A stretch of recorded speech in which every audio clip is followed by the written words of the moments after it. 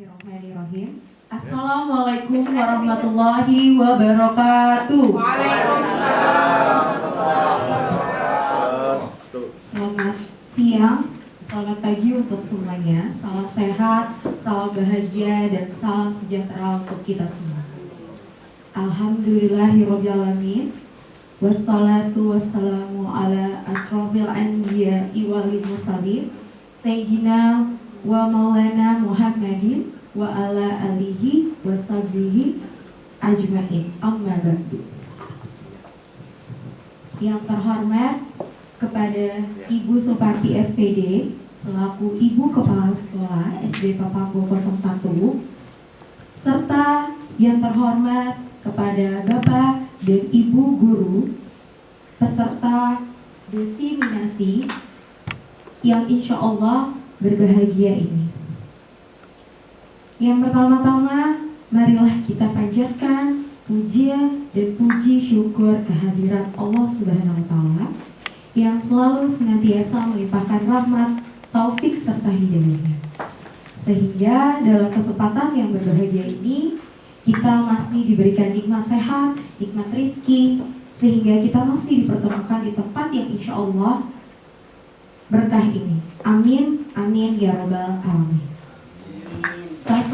Tak lupa salawat serta salam semoga tetap tercurahkan kepada junjungan Nabi kita Muhammad Sallallahu Alaihi Wasallam, Nabi Agung beserta keluarga dan para sahabatnya. Karena berkat beliaulah kita dapat menikmati kehidupan yang penuh dengan kebahagiaan ini. Amin ya rabbal alamin. Untuk mempersingkat waktu sebelum acara seminar ini dimulai, maka perkenalkan saya sebagai pembawa acara untuk membacakan susunan acara kali ini. Yang pertama, pembukaan. Untuk mempersingkat waktu, mari kita buka hari ini acara ini dengan membaca basmalah. Bismillahirrahmanirrahim. Acara selanjutnya yaitu sambutan yang akan disampaikan oleh Ibu Suparti SPD. Kepada beliau, waktu dan tempat kami persilakan.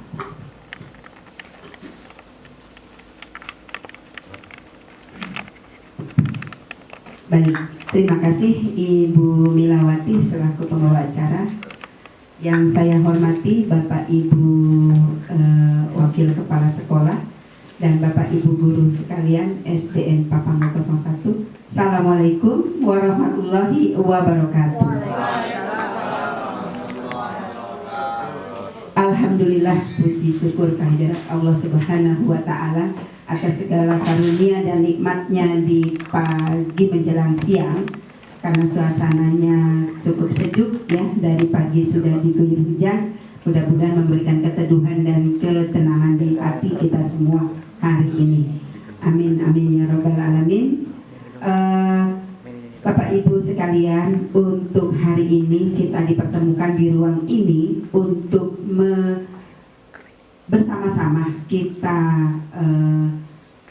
belajar ya dari beberapa yang sudah didapati oleh Ibu Dewi Arisnawati dalam program Sekolah Penggerak ya. Kali ini Ibu Dewi akan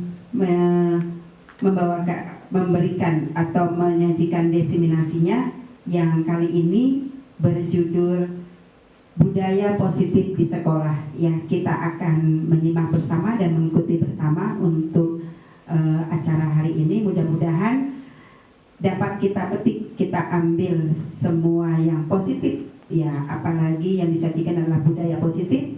Mudah-mudahan bisa kita terapkan di kelas kita masing-masing ya, selaku wali kelas, dan sehingga budaya positif itu akan muncul di sekolah kita ya. Bisa juga seperti itu Bapak Ibu. Untuk selanjutnya kita akan menyaksikan desiminasi dari Ibu Dewi Arisnawati ya. Saya harap semua dapat bekerja sama dan dapat mengikuti semua sehingga nanti pada saat pelaksanaannya, actionnya di dalam kelas sesuai dengan harapan. Terima kasih. Untuk selanjutnya kita akan bersama-sama menyaksikan ya. Wassalamualaikum warahmatullahi wabarakatuh.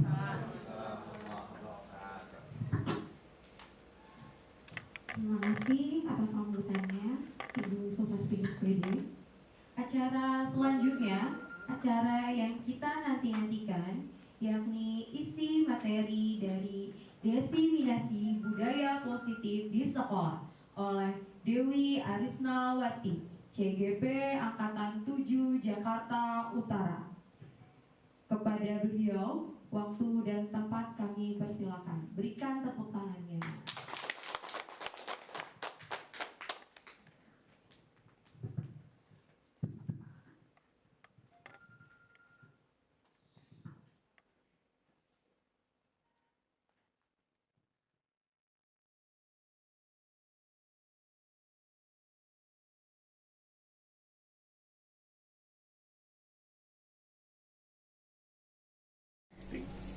Assalamualaikum warahmatullahi wabarakatuh.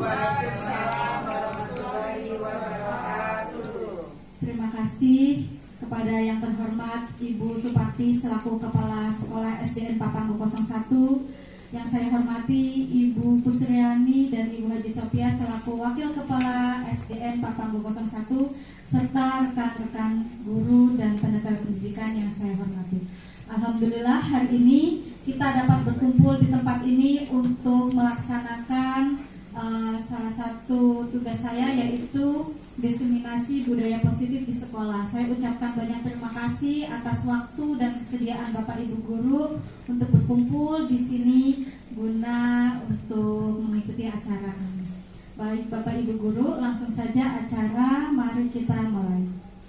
Nah, ini adalah profil saya, yaitu saya sebagai Dewi Arisnawati, SDN Papanggo 01, CGP Angkatan 7 Jakarta Utara. Nah, Bapak Ibu, budaya positif yang akan kita kulik di sini ada 5 garis besar, yaitu disiplin positif dan nilai universal, kebijakan universal, teori motivasi, hukuman dan penghargaan, kemudian keyakinan kelas, kebutuhan dasar manusia dan dunia berkualitas, serta posisi kontrol dan segitiga restitusi. Ya.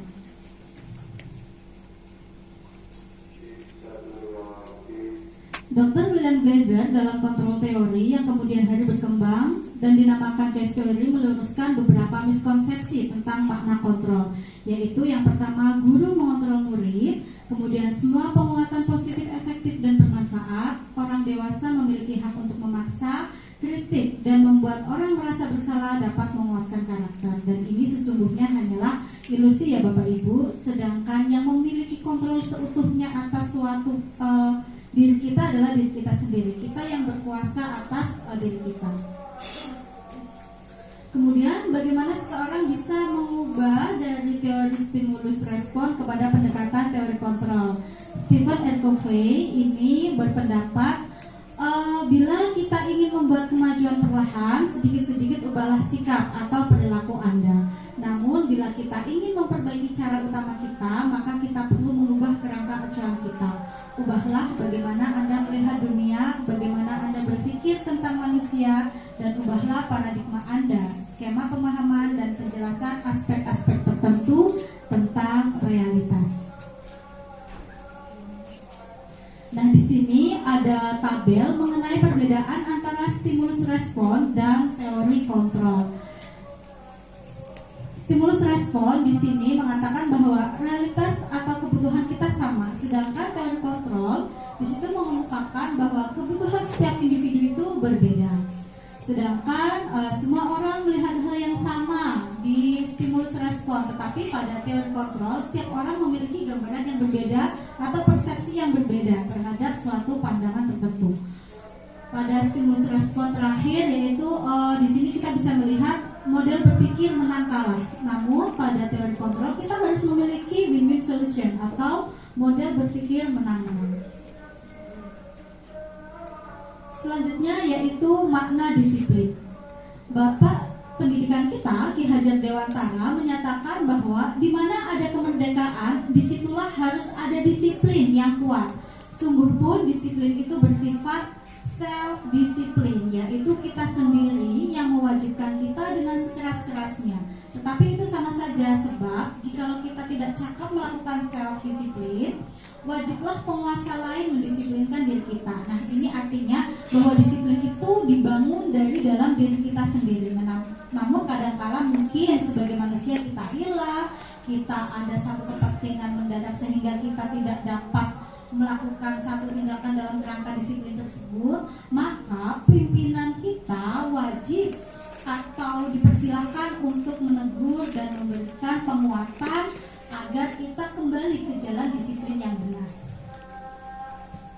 Nah, selanjutnya Diane Gozen berpendapat bahwa disiplin itu berasal dari kata disiplina yang artinya belajar. Bahwa disiplin itu sangat erat kaitannya dengan bertanggung jawab, sehingga ketika manusia itu sudah memiliki disiplin yang kuat, mereka akan bertanggung jawab dalam hal apapun. Kemudian dari tanggung jawab itulah akan menimbulkan atau memunculkan nilai-nilai kebajikan. Nah, nilai kebajikan yang sudah terinternalisasi dalam diri kita, maka akan mewujudkan suatu tujuan hidup kita. Selanjutnya yaitu kebajikan universal. Nah, pengertian dari kebajikan universal adalah sifat positif manusia yang merupakan tujuan mulia yang ingin dicapai. Nah, di sini ada beberapa poin, yaitu seluruh nilai kebajikan dan motivasi intrinsik akan memunculkan tujuan mulia yang diinginkan. Nah, nilai-nilai kebajikan kita, saya yakin dalam diri kita Tuhan telah menganugerahi kita yaitu sifat baik dan sifat buruk. Nah, di sini tugas kita adalah selalu memunculkan dan membangun sifat-sifat baik yang ada dalam diri kita. Nah, sifat baik ini harus terbangun dari motivasi intrinsik, bukan dari luar atau motivasi eksternal. Nah, ketika kita sudah memahami seluruh nilai-nilai kebajikan dan nilai kebajikan ini tumbuh dari dalam diri kita, maka tujuan mulia kita akan tercapai. Insya Allah ya Bapak Ibu Guru. Nah, di sini salah satu nilai kebajikan, sebenarnya ada 9 nilai kebajikan yang tertera pada modul belajar yang saya pelajari. Namun di sini saya akan mengupas beberapa saja untuk modul untuk profil pelajar Pancasila sebagai salah satu contoh nilai kebajikan. Yang pertama, ya seperti yang sedang kita gaungkan ya. Jadi sebagai guru kita dimintai pertanggungjawaban ya untuk membangun profil pelajar Pancasila yang tertuang dalam kurikulum Merdeka Belajar sebagaimana anjuran dari Bapak Menteri Pendidikan kita Nadiem Makarim.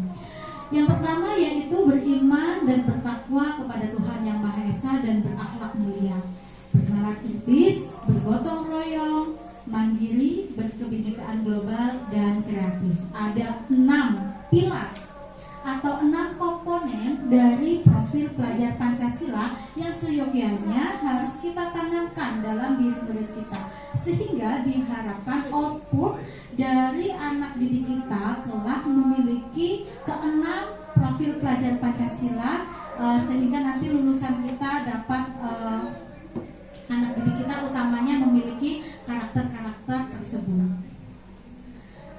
Nah, nilai kebajikan selanjutnya yaitu dari AIBO Primary Years Program, diantaranya toleransi, rasa hormat, integritas, mandiri, menghargai, antusias, empati, keingintahuan, kreativitas, kerjasama, percaya diri, dan komitmen.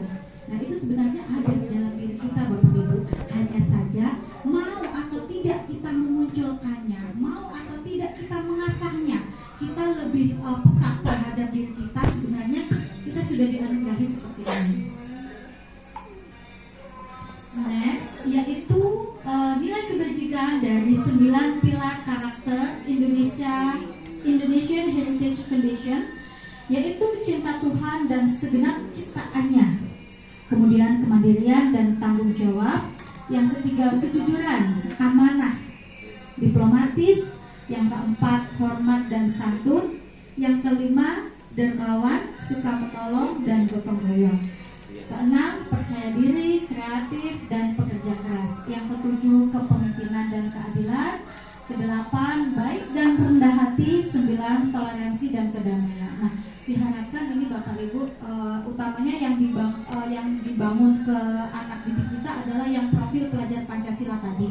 Namun sebenarnya nilai kebajikan itu ada banyak sekali bermacam-macam. Nah, ini menurut 9 pilar karakter foundation dalam diri manusia selayaknya kita punya ini. Ya. Nah, kemudian selanjutnya yaitu teori motivasi. Motivasi. Kita tentu sudah sering ya mendengar kata motivasi. Apa sih itu motivasi, Bapak Ibu? Alasan.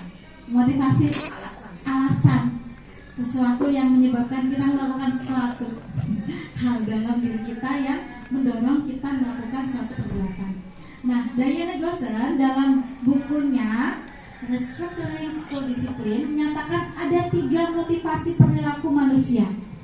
Nah, motivasi manusia itu melakukan sesuatu itu ada motivasinya. Nah, 1 yaitu menghindari ketidaknyamanan atau hukuman, kemudian memperoleh imbalan atau penghargaan. Nah, inilah yang disebut motivasi eksternal. Motivasi itu tumbuh karena dorongan dari luar. Nah, sedangkan yang ketiga yaitu menjadi orang yang mereka inginkan dan menghargai diri sendiri dengan nilai yang mereka percaya. Inilah yang kita sebut dengan motivasi internal.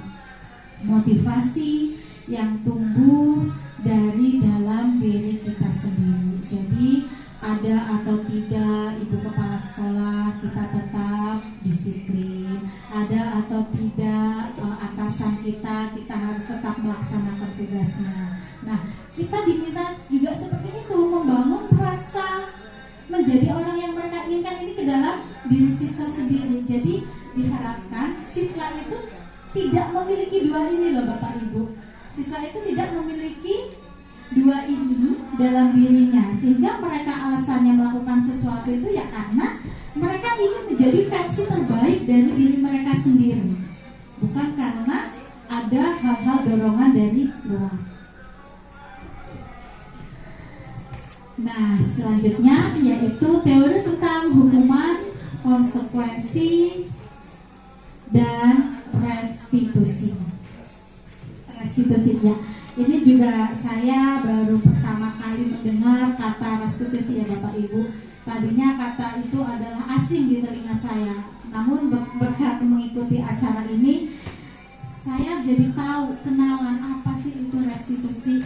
Nah, restitusi adalah proses menciptakan kondisi bagi murid untuk memperbaiki kesalahan mereka sehingga mereka bisa kembali kepada kelompok mereka dengan karakter yang lebih kuat.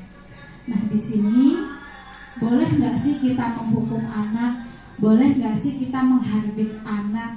Nah, disinilah nanti peran kita sebagai guru akan kita coba buka satu persatu, akan kita coba refleksikan. Kita berada di posisi yang mana sebagai seorang pendidik? Nah, di sini ada 2 bagian mengenai hukuman, konsekuensi, dan restitusi. Nah, hukuman ini di sini membentuk identitas gagal. Ketika anak itu dihukum, ketika anak itu diberi hukuman, maka dalam dirinya itu yang timbul adalah, oh iya, saya salah. Oh iya, saya gagal.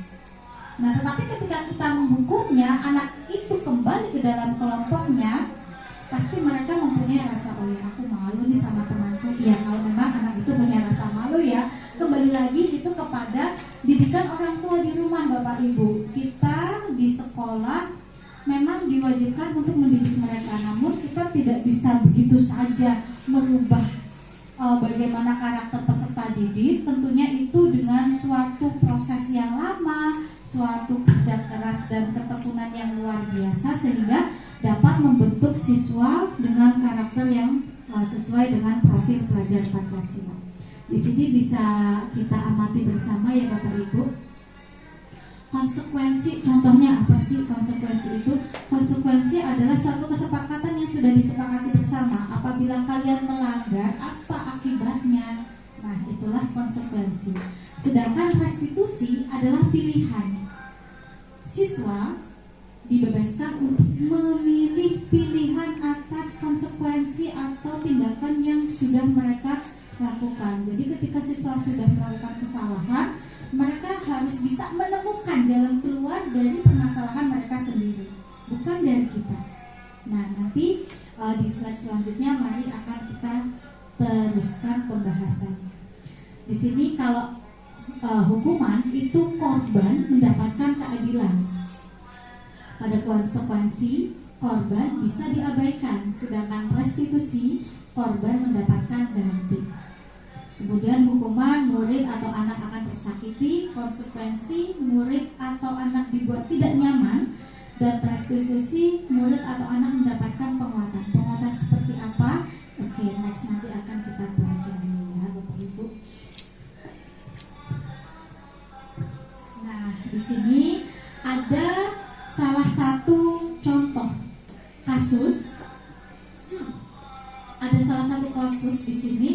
Iva kurang menguasai pelajaran matematika, sehingga pada saat pelajaran tersebut dia lebih banyak berdiam diri atau menggambar di buku pelajaran. Pada saat guru matematikanya Pak Seno menanyakan pertanyaan, Iva menjadi gugup dan tak sengaja menjatuhkan tasnya dari kursi, serta tiba-tiba menjadi gagap. Dan saat berupaya menjawab, seluruh kelas pun tertawa karena mungkin ada salah ya.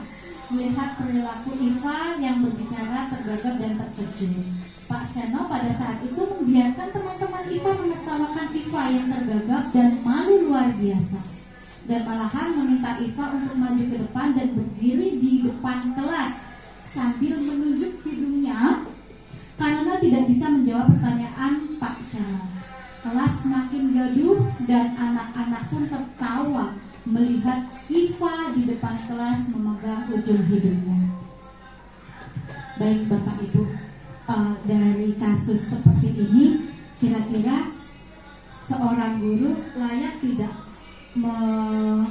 bersikap seperti ini? Menghukum anak di depan kelas sambil memegang hidung, kemudian seluruh kelas menertawakannya. Coba, kira-kira yang terjadi dalam diri anak tersebut bagaimana? Apa yang terjadi dalam diri anak ketika dia menjadi bahan tertawaan satu kelas? Malu. Sekarang apabila posisinya dibalik, kita yang seperti itu, kita yang berada di posisi siswa tersebut, malu ya Bapak Ibu tentunya. Nah, disinilah terus terang saya pun dahulunya pasti pernah seperti ini. Namun di pendidikan yang saya ikuti mungkin sedikit mencoba mengubah mindset saya tentang bagaimana seorang guru seharusnya bersikap. Nah, coba Bapak Ibu, kita sambil berefleksi ya. Apakah Bapak Ibu setuju dengan tindakan Pak Seno terhadap Iva? Setuju tidak? Tidak ya? Saya yakin pasti tidak setuju. Mengapa? Mengapa tidak setuju dengan tindakan Pak Seno? Mempermalukan. Ya, betul Ibu. Jadi kita tidak boleh menjatuhkan harga diri ya.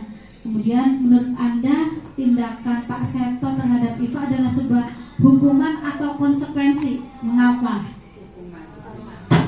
Hukuman. Kenapa Bu Heri termasuk hukuman? Kita brainstorming ya, saling bertukar pendapat, sharing. Kenapa termasuk hukuman? Karena tadi saya nggak punya video, karena tadi kan sebagai Ya Iva. melakukan sesuatu kan, dianggap bagi Pak Seno itu sesuatu yang salah. Iya, Tapi betul. di bagi Pak Seno itu merupakan hukuman buat saya. Iya. Jadi kalau menurut saya juga Pak Seno ini menghukum ya Bapak Ibu. Pak Seno menghukum karena kalau konsekuensi itu berdasarkan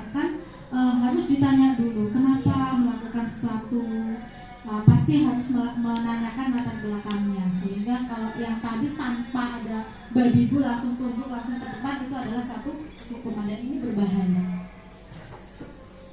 Nah, ternyata hukuman itu tidak hanya bersikap yang buruk-buruk saja. Ternyata penghargaan atau hal-hal yang positif pun juga termasuk hukuman. Ini juga saya baru tahu ya Bapak Ibu. Nah, di sini saat kita berulang kali menjanjikan hadiah kepada anak-anak agar berperilaku bertanggung jawab, atau kepada seorang murid agar mempelajari sesuatu yang baru, atau kepada seorang karyawan agar melakukan pekerjaan yang berkualitas, kita sedang berasumsi mereka dapat melakukannya atau mereka tidak akan memilih untuk melakukannya. Jadi di sini menurut Alfikon, suatu yang memberikan hadiah, memberikan gift atau memberikan sesuatu yang berharga itu juga termasuk hukuman, ya, termasuk hukuman Hukuman yang menyenangkan. iya, hukuman yang menyenangkan. Bahkan di awal kita juga sudah tidak boleh ya Bu menerima gratifikasi ya Bu, karena itu merupakan salah satu pelanggaran, bahwa kita bekerja itu sudah ada protapnya, sudah ada aturannya. Jika kita memberikan hadiah kepada orang lain itu dinyatakan gratifikasi dan itu tidak boleh. Bukan reward. Bukan Bu. Jadi di sini sebenarnya reward juga tidak diizinkan. Iya, tidak boleh. Jadi intinya di sini kita membentuk karakter. Membentuk karakter itu dari dalam, bukan reward yang dari luar. Ya, betul. Yang tadi di awal, teori motivasi dan hukuman. Jadi motivasi itu kan terbagi menjadi dua, internal dan eksternal. Nah, di sini kita tidak boleh, bukannya tidak boleh dalam arti keras, tidak boleh sama sekali, tapi kita tidak boleh terlalu sering. Ya, kalau menurut saya itu tidak boleh. Jadi oke lah, kita membangun suatu keyakinan dalam diri anak tersebut sehingga mereka itu mau menjadi apa yang mereka inginkan dengan nilai-nilai yang baik, sesuai dengan nilai yang mereka yakini. Nah, di sini dampak pemberian penghargaan. Nah, penghargaan dapat merusak hubungan, penghargaan mengurangi ketepatan, penghargaan mengurangi kualitas, penghargaan mematikan kreativitas, dan penghargaan itu menghukum. Selanjutnya yaitu keyakinan kelas. Mengapa keyakinan kelas? Mengapa tidak peraturan saja? Nah, ini kalau boleh saya menganalogikan Bapak Ibu, bahwa peraturan itu terbentuk dari luar. Ketika kita menaati peraturan, berarti kita sedang menaati orang lain. Kita menaati tentang aturan-aturan yang dibentuk oleh orang lain. Sedangkan keyakinan adalah peraturan itu kita sendiri yang meyakini, kita sendiri yang memegang kuat. Misalkan contoh, ketika kita naik motor dalam jarak yang cukup jauh, tapi kita tidak menggunakan helm. Kita menggunakan helm karena ada polisi saja. Ketika ada polisi, berarti kita takut terhadap aturan. Namun ketika kita menggunakan helm dengan keyakinan bahwa helm ini akan menyelamatkan kita, nah itulah yang kita sebut dengan keyakinan. Kita yakin apabila na'udzubillah min dzalik di jalan kita terjadi sesuatu tetapi kita menggunakan helm, kita akan selamat. Namun jika kita menggunakan helm karena ada polisi sih, kita pakai helm aja, ntar kalau nggak ada polisi nggak usah pakai helm. Nah, itulah yang disebut peraturan. Nah, pada kesempatan kali ini saya akan mencoba untuk mari Bapak Ibu kita membentuk keyakinan-keyakinan dalam diri siswa kita. Keyakinan-keyakinan kelas itu yang nanti akan kita coba bentuk sehingga keyakinan itu akan terinternalisasi, bahkan terkristalisasi dalam diri siswa, dan akan kita coba menjadi satu keyakinan sekolah. Pembentukan keyakinan sekolah atau keyakinan kelas. Nah, di sini keyakinan kelas atau keyakinan sekolah itu dibentuk dengan pernyataan-pernyataan universal. Pernyataan dibuat dengan kalimat yang positif.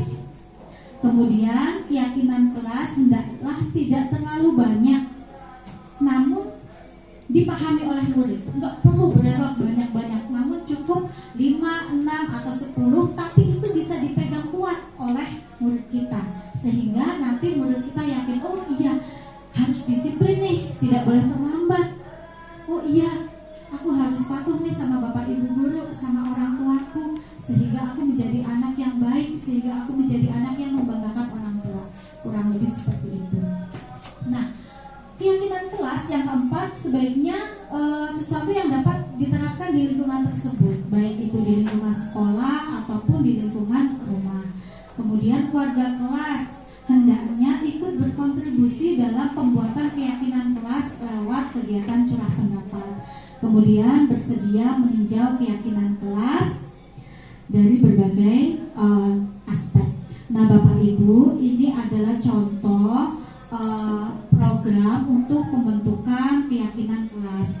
Program ini saya beri nama Pohon Literasi Keyakinan Kelas atau akronimnya Polikinlas. Jadi nanti Bapak Ibu monggo di kelasnya diterapkan pembentukan keyakinan kelas. Kelas Bapak Ibu memiliki nilai-nilai yang diyakini, nilai-nilai kebajikan apa yang akan diyakini oleh kelas Bapak Ibu semuanya. Misalkan kelasnya Bu Suci, nanti ada curah pendapat dulu Bu Suci di situ. Apa yuk kelas kita mau dibentuknya bagaimana? Nah, di situ misalkan ada yang berpendapat nurut sama Bu Suci. Oh iya, boleh nurut sama Bu Suci. Menghormati sesama teman, ya. Kemudian datang tepat waktu, ya. Seperti itu. Jadi nanti anak-anak kita diajak untuk bertukar pendapat. Jadi nanti akan terbentuk beraneka macam pendapat-pendapat mereka yang nantinya akan kita rangkum menjadi satu pohon literasi keyakinan kelas. Sudah dibuat Bapak Ibu? Sudah, tinggal ditempel. Oke, alhamdulillah. Nah, di sini ada kebutuhan dasar manusia. Ini sebenarnya video. Boleh saya tayangkan ya Bapak Ibu? Boleh. Sebentar.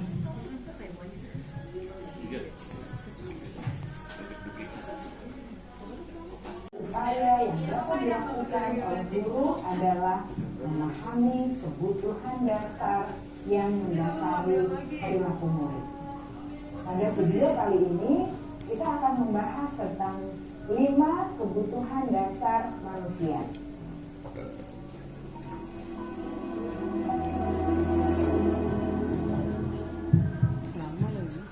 Ki Hajar Dewantara dalam salah satu kutipannya menyatakan, kita ambil contoh perbandingannya dengan hidup tumbuh-tumbuhan. Seorang petani dalam hakikatnya sama kewajibannya dengan seorang pendidik yang menanam padi misalnya. Hanya dapat menuntun tumbuhnya padi. Dia dapat memperbaiki kondisi tanah, memelihara tanaman padi, memberi pupuk dan air, membasmi ulat-ulat atau jamur-jamur yang mengganggu hidup tanaman padi, dan lain sebagainya. Ketika guru memahami kebutuhan apa yang mendasari perilaku murid, guru berusaha menuntun dan mendukung murid dalam memenuhi kebutuhannya secara positif. Pada hakikatnya, guru tersebut ibarat seorang petani yang sedang berusaha memahami kebutuhan masing-masing tanaman. Dan ia berusaha memenuhi kebutuhan tanaman tersebut agar dapat tumbuh dengan subur dan maksimal. Dr. William Glasser, seorang psikiater dari Amerika Serikat, menyatakan bahwa seluruh tindakan manusia memiliki tujuan tertentu, yaitu memenuhi kebutuhan dasarnya. Ketika kelima kebutuhan dasar telah terpenuhi secara memadai, maka murid akan tumbuh dengan seimbang dan bahagia. Sebaliknya, ketika kebutuhan dasar tidak terpenuhi dengan baik, maka seseorang akan mengalami emosi negatif, seperti bosan, sedih, dan kecewa. Bahkan mereka dapat melakukan perbuatan yang bertentangan dengan nilai-nilai kebajikan atau melanggar peraturan. Dengan kata lain, perilaku buruk seseorang biasanya adalah respons dari kebutuhan yang tidak terpenuhi. Namun, mereka tidak tahu cara untuk menyampaikannya. Ada 5 kebutuhan dasar manusia menurut Dr. William Glasser, yaitu yang pertama, kebutuhan untuk bertahan hidup atau survival. Yang kedua, kebutuhan untuk merasa diterima atau love and belonging. Yang ketiga, kebutuhan akan kebebasan atau freedom. Yang keempat, kebutuhan akan kesenangan atau fun. Dan yang kelima, kebutuhan akan penguasaan atau power.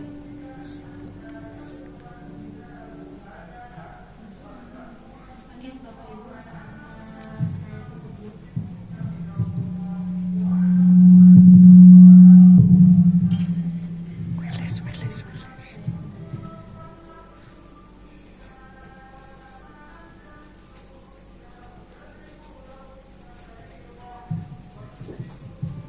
ya, tadi sudah dikemukakan ada kebutuhan dasar manusia menurut Dr. William Glasser, yaitu ada 5, yaitu bertahan hidup, penguasaan, kasih sayang dan rasa diterima, kesenangan dan kebebasan. Nah, yang selanjutnya yaitu posisi kontrol. Di sini ini bagian yang akan kita coba. Posisi kontrol. Oke, sebentar. Salam bahagia Ibu dan Bapak guru hebat. Ya, mengenai 5 posisi kontrol, mari Bapak Ibu, saya mohon kesediaannya untuk beberapa guru di sini. Kita akan mencoba untuk menerapkan membuat role model atau role playing mengenai 5 posisi kontrol. Jadi di sini saya mohon bantuannya Bapak Ibu yang bersedia untuk kita membuat suatu drama, ya. Saya minta tolong kepada Bu Tesya kesediaannya dan Pak Megi. Jadi nanti di sini Bu Tesya sebagai guru, kemudian Pak Megi sebagai siswa. Nah, dan ceritanya di sini Pak Megi datang terlambat. Nah, Bu Tesya sebagai guru di sini memiliki posisi kontrol sebagai penghukum. Monggo nanti di sini sudah saya siapkan skenarionya bahwa ada 5 posisi kontrol yang kita miliki sebagai guru, yaitu ada penghukum, pembuat merasa bersalah, teman, pemantau, dan manajer. Yang pertama akan kita coba praktekkan dulu, yaitu posisi penghukum. Kepada Bu Tesya dan Pak Megi, kami mohon kesediaannya untuk seolah-olah Pak Megi datang telat nih. Nah, Pak Megi datang telat. Pak Megi datang telat, kemudian Bu Tesya sebagai guru. Iya, iya, pakai tas. Pakai tas adanya aja dulu Pak Megi, ya. Bapak Ibu, mari kita saksikan. Di sini ada Pak Megi. Dari pintu Pak, buka pintu Pak. Iya, Pak Megi dan Bu Tesya sebagai mantap. guru dan siswa dengan kasus datang terlambat. Udah duduk dulu biar nggak kelihatan. Nah, yang nggak kelihatan. Masuk. Ya, masuk Pak Megi. Action. Action. Kamera action. Pak Megi lupa sholat.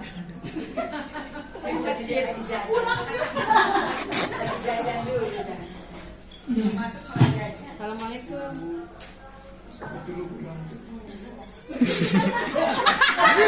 Masuk. Ibu mau Bu telat. Kamu dari mana? Asik. Saya tadi tiduran Bu. Tidur apa nih? Kamu telat? Telat Bu, saya tiduran. Tidurnya malam. Malam begadang. Pusat dulu. Gawat. Ya Bu. Tidur olahraga pusat. Pulang. Sebentar. Waktu tadi bagaimana? Selamat pagi. Pokoknya saya dukung lagi Bu. Berapa kali? 5 kali. Bukan turun. Oke. Besok silakan lagi. Besok jangan main lagi ya. Oke, tepuk tangan Bapak Ibu untuk kami dilanjutkan sebagai posisi kontrol penghukum. Next, Pos dendam Bu Nesya. Pos dendam. selanjutnya saya minta bantuannya Bu Ropiah dan Bu Aisyah sebagai monggo, mana yang murid, mana yang guru sebagai pembuat merasa bersalah. Ya, Bu Ropiah sebagai gurunya. Ya, ini sudah ada skenarionya ya Bapak Ibu, monggo diperhatikan dulu. Ya, sudah ada contohnya. Ya, monggo Bu Ropiah.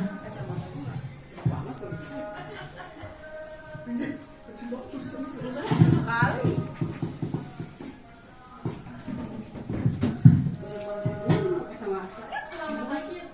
Ya, gimana ini kasusnya sama? Saya sebagai guru.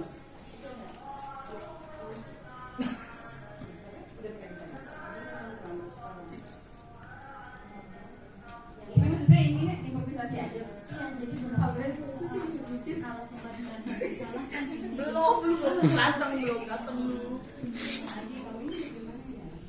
saya boleh ikutin ini. Boleh. Namanya Aisyah. Oke. Action. Assalamualaikum Bu.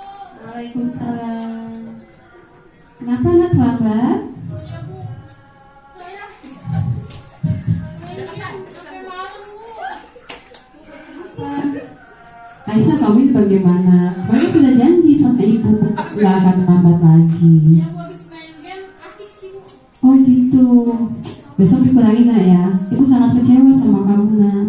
Jadi jangan diulangi lagi sayang ya. Besok jadi anak yang baik ya nak ya. Iya. Oke, boleh masuk Bu Aisyah. Asik Bu. Oke kalau Anak murid jadi Ya. Jadi ketika murid guru tadi menerapkan posisi kontrol sebagai apa tadi, pembuat merasa bersalah, tentunya dalam diri siswa apa yang Bu Aisyah rasakan? penyesalan kemudian Menyesal ya, membuat siswa merasa bersalah. Oke, selanjutnya posisi kontrol yang ketiga yaitu sebagai teman. Saya minta Bu Haji Lili dan Bu Suci untuk mempraktekkan posisi kontrol sebagai teman. Ya, silakan. Ini muridnya bagaimana? Kebablasan itu mah. Ya, monggo Bu Haji, ayo. Masih ada dua lagi. Yang mudanya. Oke, masih ada tenang, masih ada dua lagi. Ayo, Bu Suci, kita berhappy dulu Bu Suci. Bu Suci. Kenapa datang terlambat? Semalam belum Enggak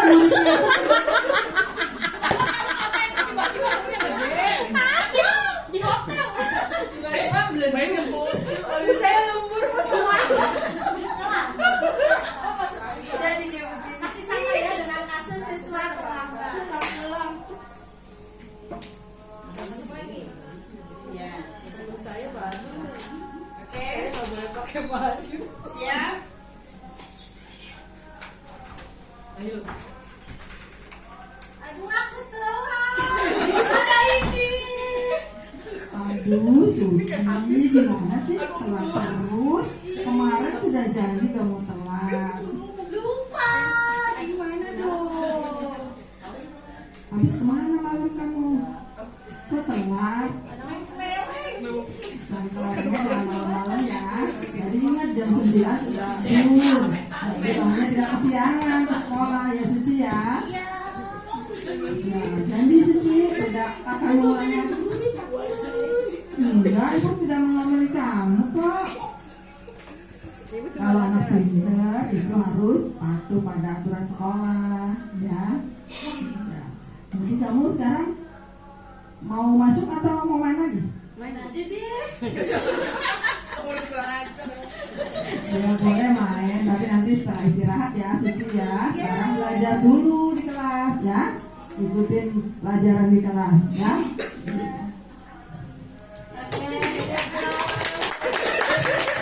Sama-sama di rumah satu sih. Oke.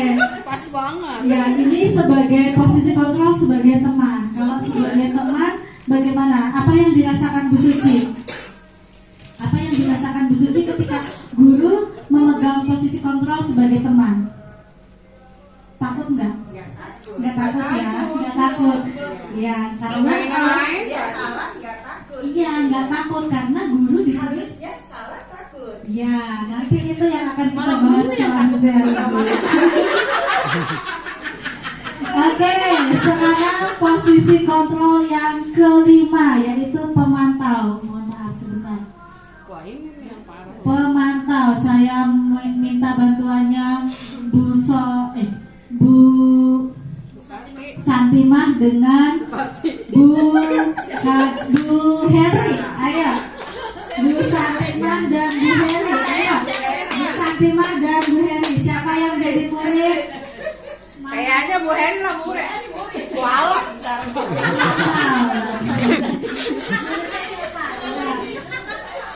Ibu gurunya ya.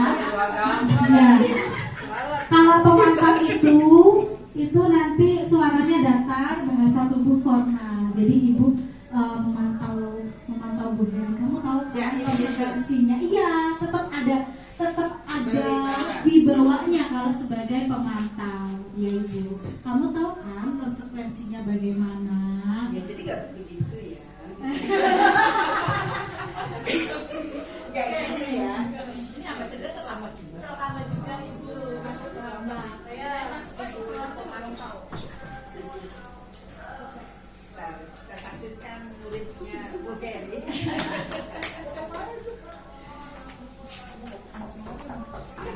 Masuk. Waalaikumsalam. Jam berapa ini? Masuk jam berapa sekolah? Nah, dari mana? Apa? Lihat apa?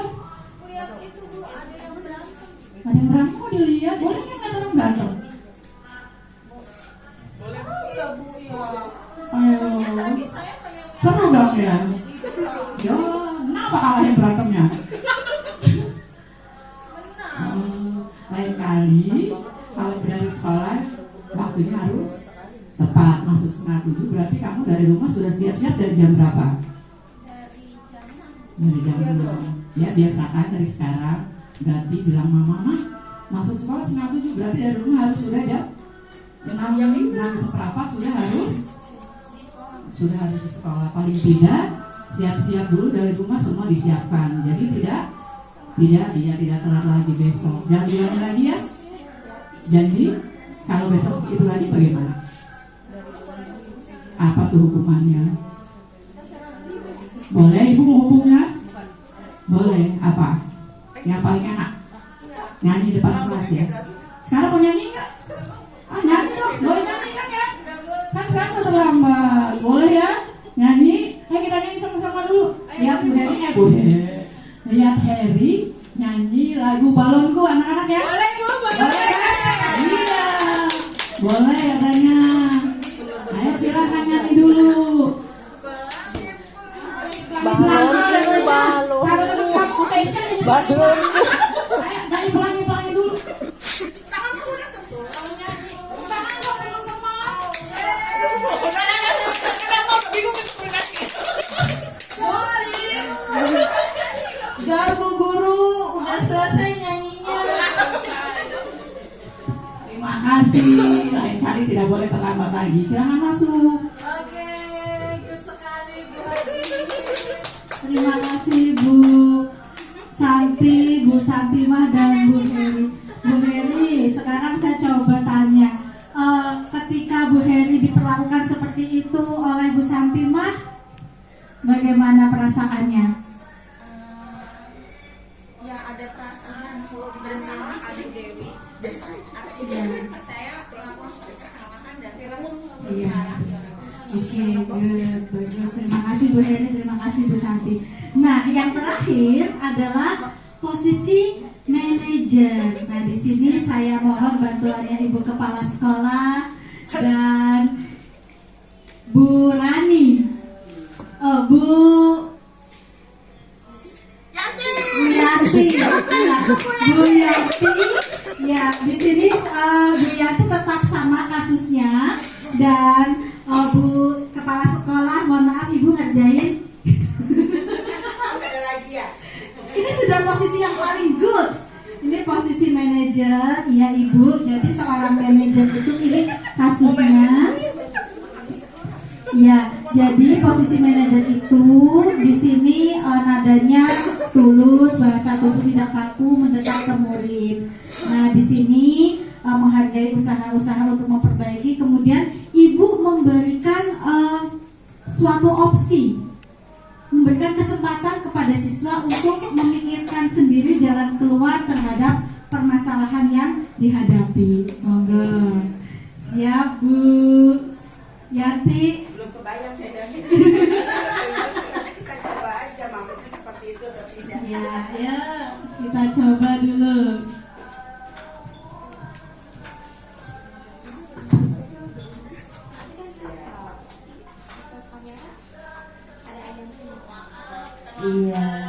Iya. Saya habis ada acara keluarga Bu semalam, jadi telat Bu. Oh Pulangnya iya. malam sekali Bu. Ini sampai basah. Hujanan juga tadi. Iya Bu. Iya. Sekarang kan memang masuknya sudah harus lebih tepat waktu, ya. Jadi Yanti harus cepat-cepat ke sekolah. Kalau dari rumah pukul berapa? 6.30 sudah sampai di sekolah, ya. Sekarang bagaimana? Mau masuk atau nunggu dulu? Mau masuk berarti mau belajar. Bagus. Berarti Yanti masih mau belajar, ya. Jadi silakan. Kalau begitu untuk ke depan bagaimana? Selanjutnya besok terlambat lagi? Iya. Sudah paham ya bahwa terlambat itu akan merugikan diri sendiri. Ketinggalan nggak pelajarannya? Iya. Sudah sampai mana anak-anak yang lain? Sudah sampai di materi kelima. Tertinggal. Jadi nanti akan menyusahkan Yanti juga, ya? Iya. Oke. Begitu Bu Dewi. Oke Kang, terima kasih. Gitu. Harus gitu ya. Terima kasih. Lupa nanti pas sampai realitanya ya kita coba lah. Oke, terima kasih Bu Rani. Jadi memang sebagai bagaimana Bu Yanti perasaannya diperlakukan seperti itu? Ya merasa bersalah Bu, tapi Tetap merasa bersalah. senang, baik sekali gurunya. Semoga tidak pada melejak ya. Ya, jadi di sini yang akan saya bahas mengenai kaitannya dengan manajerial, yaitu segitiga restitusi. Adalah suatu dialog yang dilakukan dua arah antara orang tua atau guru terhadap anak, wali murid, agar menghasilkan anak yang mandiri dan bertanggung jawab. Poinnya adalah di mandiri dan bertanggung jawab, mandiri terhadap masalahnya dan bertanggung jawab menemukan jalan keluar atas masalah yang mereka hadapi. Tadi saya sebelum sempat menanyakan ya ke Pak Megi, apabila diperlakukan seperti itu, ditunjuk-tunjuk, dimarah-marahin seperti itu. Nah, memang semuanya ada akibatnya ya Bapak Ibu, ada hasil yang akan dirasakan oleh murid. Nah, yang pertama, langkah dari segitiga restitusi adalah menstabilkan identitas. Tadi sudah Bapak Ibu coba oleh Bupati, kenapa kamu telat? Baju saya basah Bu, tadi kehujanan. Bagaimana perasaanmu? Iya Bu, saya dingin dan lain sebagainya. Nah, kemudian tadi saya juga sudah mendengar validasi tindakan yang salah. Jadi di sini kita tidak menghakimi kamu sih pakai tidur malam segala gitu. Tapi memvalidasi, iya kita akui bahwa tindakan itu salah. Kita validasi tindakan siswa kita salah, namun dengan kata-kata yang lebih enak didengar. Dalam artian kata-kata itu justru membangun kesadaran dalam diri siswa. Oke, kalau ibu di posisi kamu mungkin juga ibu melakukan hal yang sama. Iya, mungkin juga karena kalau tadi lihat kehujanan, ibu juga mungkin karena takut terlambat ibu terobos saja sehingga kebasahan. Nah, kemudian menanyakan keyakinan. Nah, keyakinan ini sudah harus terbentuk di keyakinan kelas. Jadi setiap siswa itu memiliki keyakinan. Oh iya, keyakinan kelas kita adalah harus disiplin, datang tepat waktu. Nah, setelah menanyakan keyakinan ini, siswa nanti akan diminta untuk menemukan jalan keluar dari masalahnya sendiri. Terus bagaimana nanti kalau kamu terlambat lagi? Ya Bu, nanti di kesempatan yang akan datang saya tidak akan tidur malam-malam. Saya akan tidur lebih cepat sehingga paginya saya tidak terlambat. Ya. Nah, di sini ada contoh kalimat menstabilkan identitas. Berbuat salah tidak apa-apa. Saya juga pernah melakukan kesalahan seperti itu dan lain sebagainya. Kemudian validasi tindakan yang salah. Kamu pasti punya alasan melakukan hal itu. Kamu patut bangga pada dirimu sendiri karena kamu telah melindungi sesuatu yang penting buat kamu dan lain sebagainya. Contohnya. Kemudian menanyakan keyakinan. Apa yang kita percayai sebagai kelas atau keluarga? Apa nilai-nilai umum yang telah kita sepakati dan seterusnya. Nah, Bapak Ibu, saya cukupkan demikian kurang lebih yang dapat saya sampaikan. Nah, kesimpulan dari apa yang saya paparkan barusan diantaranya yang pertama yaitu bahwa sebagai guru kita memiliki 5 posisi kontrol, diantaranya sebagai penghukum, kemudian pembuat merasa bersalah, teman, kemudian pemantau, dan yang terakhir adalah manajer. Nah, dari kelima posisi ini yang paling ideal bagi seorang guru adalah posisi manajer, di mana kita akan membimbing siswa kita menjadi pribadi yang mandiri dan bertanggung jawab. Namun di tengah perjalanannya memang tidak mudah ya Bapak Ibu. Kita harus terbiasa dengan segitiga restitusi. Segitiga restitusi itu merupakan salah satu langkah dalam pembentukan karakter siswa menjadi karakter yang mandiri dan bertanggung jawab sesuai harapan kita menjadi posisi kontrol sebagai seorang manajer. Nah, kebutuhan dasar pokok kita juga tadi ada 5 yang sesuai dengan William Blazer. Kemudian nilai-nilai kebajikan yang sudah kita sepakati harus tetap kita laksanakan dan kita pegang teguh supaya kita menjadi pribadi yang sesuai kita harapkan. Motivasi yang ada dalam diri kita seharusnya atau seyogianya adalah motivasi yang kita bentuk karena kita ingin menjadi pribadi yang lebih baik, bukan karena iming-iming, bukan karena menghindari sesuatu yang tidak nyaman. Kurang lebihnya demikian. Mohon maaf apabila banyak kata-kata yang kurang berkenan di hati Bapak Ibu sekalian. Billahi taufiq wal hidayah. Wassalamualaikum warahmatullahi wabarakatuh.